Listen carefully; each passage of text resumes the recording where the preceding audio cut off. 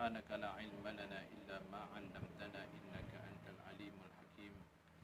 اللهم يا مقلب القلوب ثبت قلوبنا وأقوالنا وأفعالنا على دينك وعلى طاعتك وعلى ملة نبيك وحبيبك محمد صلى الله عليه وسلم.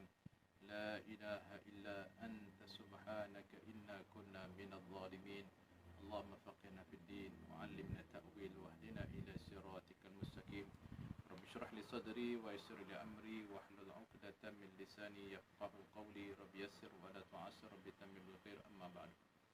Tuan-tuan muslimin dan muslimat yang dirahmati dan sekalian, alhamdulillah beri kesempatan untuk kita bertemu kembali dalam majlis ilmu.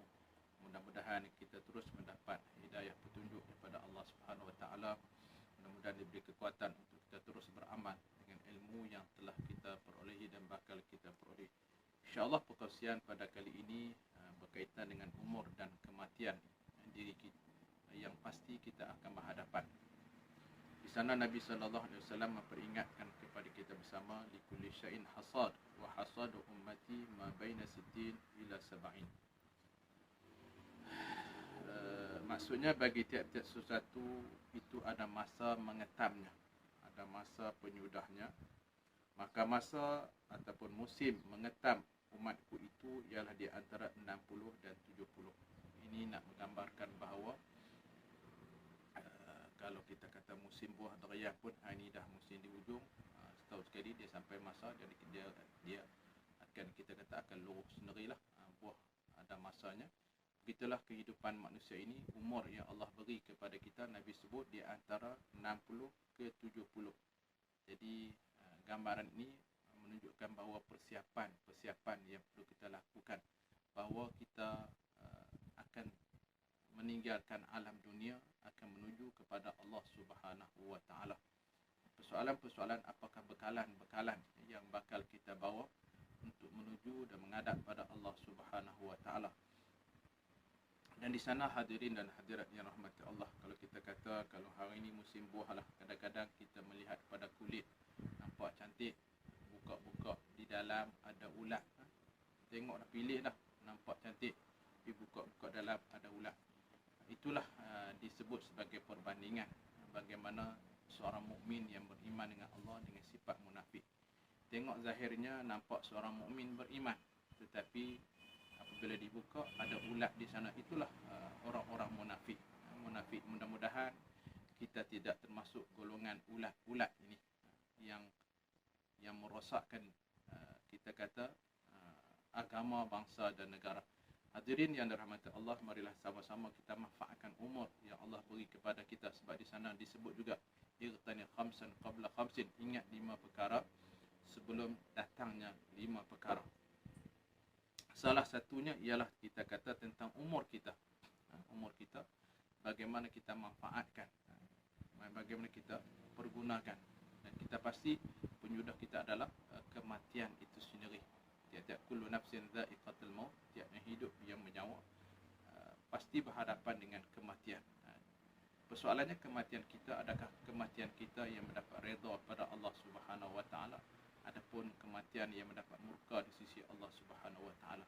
Alhamdulillah, kita sebagai seorang mukmin yang beriman dengan Allah Subhanahu Wa Taala, dengan kematian kita, Nabi sebut di sana dalam hadis yang memberi keuntungan kepada kita, disebut lil mar'ati sitran al-qabru waz-zawj. Terutamanya kita kata, maaf cakaplah, penghuni-penghuni neraka ni paling banyak adalah di kalangan wanita, di kalangan orang perempuan. Mereka lah di antara penghuni neraka yang paling banyak jika nak dibandingkan kepada lelaki. Sebegitupun Nabi menyebut bahawa bagi perempuan ni sitran, dua yang akan menutupi keaiban yang ada pada diri mereka. Yang pertamanya ialah kematian. Apabila dia mati, habislah, orang tak nampaklah keaiban, keburukan. Yang keduanya, suaminya sendiri. Tak ada lah suami yang kita kata mencontohkan keburukan isteri ini. Kita kata bagaimana agama Islam itu sendiri yang pada peringkat awal yang mengangkat kedudukan wanita-wanita sebagai manusia yang bertamadun, yang sebelum ini dijadikan sebagai binatang itu sendiri. Hadirin dan hadirat yang rahmati Allah, berbalik pada umur tadi, kalau Nabi sebut umur kita di antara 60 ke 70, apabila kita berusia 50-an, bolehlah buat persiapan.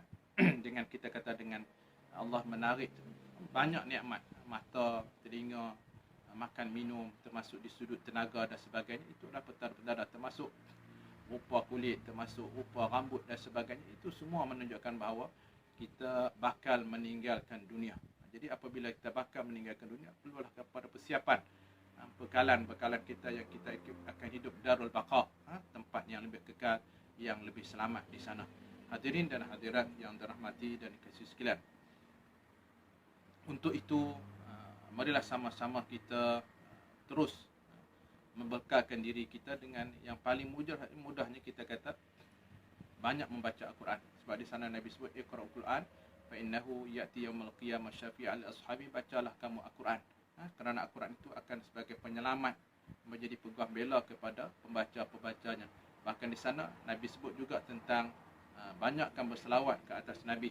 Banyakkan berselawat. Sibuklah kita dengan Quran, sibuk kita dengan berselawat kata Nabi. InsyaAllah kita tidak ada masa lagi untuk mencari keburukan, untuk mencari keaiban yang ada pada manusia.